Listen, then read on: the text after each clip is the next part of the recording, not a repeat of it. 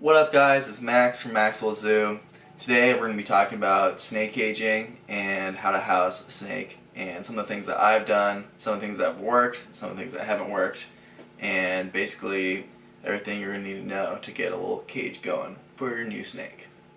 So these are my 3 snake environments right now. Up top we have a weather tight plastic box, and that's where Poppy is, and that's because she needs super high humidity and she's small, so she's doing just fine up here, and we'll get into what's going on inside there in just a moment. But and then down here we have 2 cages that I got from Animal Plastics. We have the T8 right here, which is 4 feet wide, 2 feet deep, and then 1 foot tall. And then we have the T12, which is 4 feet wide, 2 feet deep, and I think 16 inches tall. And that's where Penny is, and this is where Padme is. So now we're in the inside of Penny's enclosure, and you can see up here, this is the heat panel, and that's all monitored by that little probe right there, and that goes to the herpstat, and that says, hey, turn up the energy, it's getting cold in here. But anyways, I also have her water dish right underneath the rain panel here, and we have a hide on the cool end and a hide on the hot end, and Penny is currently in shed, so she's not coming out, but let's see if we can get a good look at her. There she is. Let's see if we can get her to turn around. So you can see her face, you see her eyes, very much in blue, so she is not seeing well, and I'm guessing she will bite me if I try to pull out. So I'm not going to do that. We'll let her hide out. But also one thing I use in Penny's cage is a lot of plastic plants. And you know, you can use live plants, but plastic plants are pretty easy to use. Plus, if the snake poops on them, you can just clean them real quick. And then this, all this rock stuff here is actually I made using PVC pipe, and then the backs are all foam and styrofoam, and I covered those in some quick concrete mix, and it made for a great little climbing structure. And Penny usually hangs out right there on that branch, especially at night in hunting mode. And then she has her cool hide there, hot hide, I already mentioned that, and then she has a little tiny hide here, which she likes to squeeze herself under every now and then. So next up is Poppy's cage, and Poppy's cage is a weather tight box to keep that humidity in, and I used a drill to poke little holes across the cage to add some ventilation.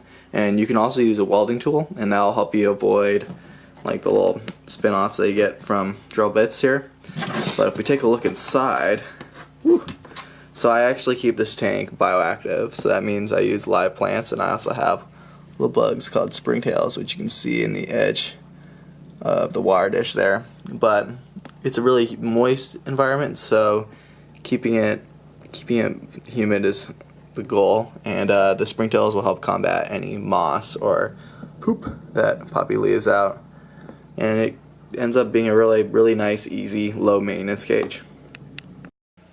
So Poppy's cage being a little different, as I can't really fit a heat panel in it, I actually use something called a little heat mat, and this is actually flex tape, I think, and it basically heats up the tank from below, and so you get a nice little hot spot. It's really easy to control on below, but the counter of this is it's not very good at like increasing overall ambient temperatures of the tank. But as Poppy is a Brazilian Rainbow Boa, and especially like a younger boa, she doesn't need too warm of temperatures as compared to the carpet python or ball python. And so how I control the temperature for this guy is I use one of these. Focus, boom, heat map thermostat. So this pretty much works the same way, as in it'll read the temperature at a probe, which you place in between the bottom of the enclosure and the heat map. So your probe goes here, and it'll look at that and it'll switch the heat map on or off. It won't do that fancy gradient style heating that we see from the herpstats, but it'll get the job done. So I want to show you guys something I've been working on, and that is this. And this is going to be Penny's new cage. And if we take a closer look, it's going to be a lot bigger for her. And I really focus on this cage with increasing the amount of climbing space that she'll have, and that'll really just give her more.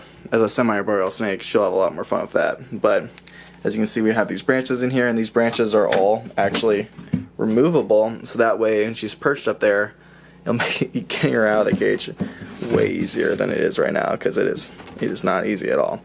But right now, we've pretty much done all the construction. We took this old IKEA cabinet, added some driftwood, cut some holes for ventilation, installed the radiant heat panel, and next up, my next job is going to be using this stuff, great stuff, literally great stuff foam, and going through foaming it all, carving it out, and making it into that realistic environment that I want for Penny.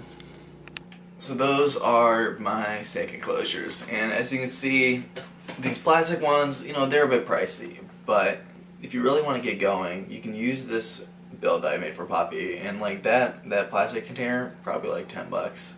Heat pad was like 15. Honestly, the most expensive thing in there was the thermostat, and that's about $25 on Amazon. So you do the math, you figure out how much that is, and you can get yourself going for pretty cheap, probably under 50 bucks. And then you just need a snake, and then you're good. So that's gonna be the video for today.